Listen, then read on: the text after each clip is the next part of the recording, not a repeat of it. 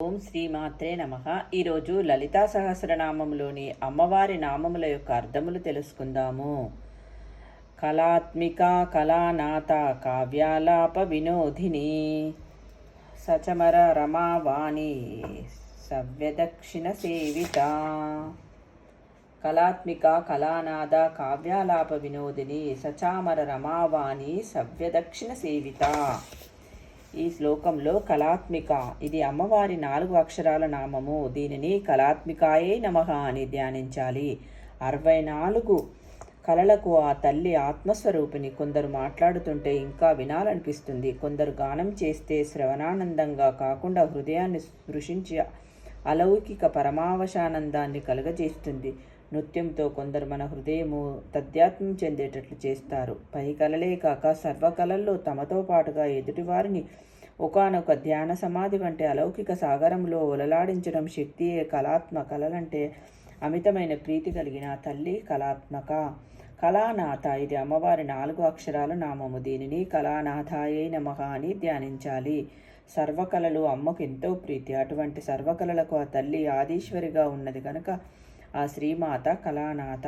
కావ్యాలాప వినోదిని, ఇది అమ్మవారి 8 అక్షరాల నామము. దీనిని కావ్యాలాప వినోదిన్యై నమః అని ధ్యానించాలి.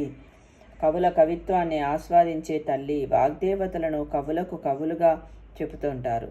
వేదానికి కావ్యమని పేరు. వేదాలాపములను వింటూ ఆనందించే తల్లి. అమ్మ ముందు వేదములే గానం చేస్తున్నాయి. అమ్మ బహుపరాకులతో ఎంతో ప్రీతి చెందుతుంది. పూజ పూర్తయిన తర్వాత అన్ని వేదములు 4 అమ్మకు వినిపిస్తారు. వేదకాంతులు, వ్యామహర్షులు, శంకరులు, ముత్తుస్వామి దీక్షితారు వంటి వారందరూ ఆ తల్లిని కీర్తించి తరించారు. గానము అంటే ఇష్టమైన తల్లి. ఎక్కడ కూర్చొని పాడిన ఆ తల్లి వచ్చి వింటుంది. కళలంటే అంత ఇష్టం ఆ తల్లికి. మంచి కావ్యము చదవడము మనకు మంచి గుణములను ఇస్తుంది. ఋషి రుణము మంచి కావ్యములను చదవటం ద్వారా తీర్చుకోవచ్చు. ఏది చదవటం వల్ల ధర్మబుద్ధి జ్ఞానం వస్తాయో ఆ గ్రంథములే చదవాలి. వాటినే కావ్యములు అంటారు. కావ్యాలాపములు చేయవద్దు అని చెప్పింది వేదం. ఎందుకనగా అసత్యాశ్యములు చదవవద్దు, సత్కావ్యములు మాత్రమే చదవాలి. భారతీయ గ్రంథాలు ధర్మం అనే పునాదిపై నిర్మింపబడ్డాయి. బ్రతుకు సారవంతము కావాలి అంటే ఆరెంటిచే సాధ్యం. కాచ్యామృత రసస్వాదన, సత్పురుషుల సాంగత్యము, వీటి వలనే మనం సంతోషంగా బ్రతకగలము. లేకపోతే బ్రతుకు నిస్పారమవుతుంది.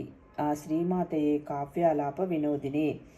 సచమర రమావాణి, నవ్యదక్షిణ సేవిత, ఇది అమ్మవారి 16 అక్షరాల నామము. దీనిని సచామర రమావాణి, సవ్యదక్షిణ సేవితాయై నమః అని ధ్యానించాలి.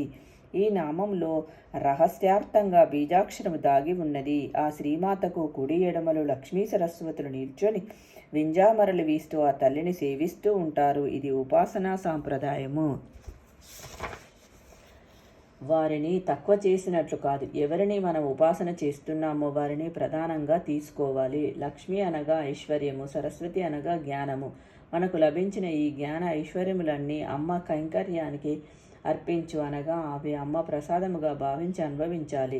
పదార్థ దృష్టి మనలో పోయి ప్రసాద దృష్టితో ఉండాలి. సరస్వతి బీజాక్షరము హైం, పార్వతీ బీజాక్షరము హీం, లక్ష్మీదేవి బీజాక్షరం శ్రీం. ఆ ముగ్గురమ్మల శక్తియే హైం హ్రీం శ్రీం అనబడే బీజాక్షరము. ఈ భావనతో ఈ నామమును చెయ్యాలి. ఇది కుండలినీపరమైన మంత్రము. గురుముఖత దీనిని ధ్యానం చేయవచ్చు. కళాత్మిక, కళానాథ, కావ్యాలాప వినోదిని, సచామర రమావాణి, సవ్యదక్షిణ సేవిత. ఈ శ్లోకంలో అమ్మవారి నామములు 4. ఈ నామములు అమ్మకు ప్రీతికరమైన కళలను, అమ్మతో కూడిన లక్ష్మీ సరస్వతులను, బీజాక్షర సిద్ధిని కలుగచేసే నామాలుగా వర్ణించారు వాగ్దేవతలు. శ్రీమాత్రే నమః. రేపటి వీడియోలో మరికొన్ని శ్లోకములతో మళ్ళీ కలుస్తాం.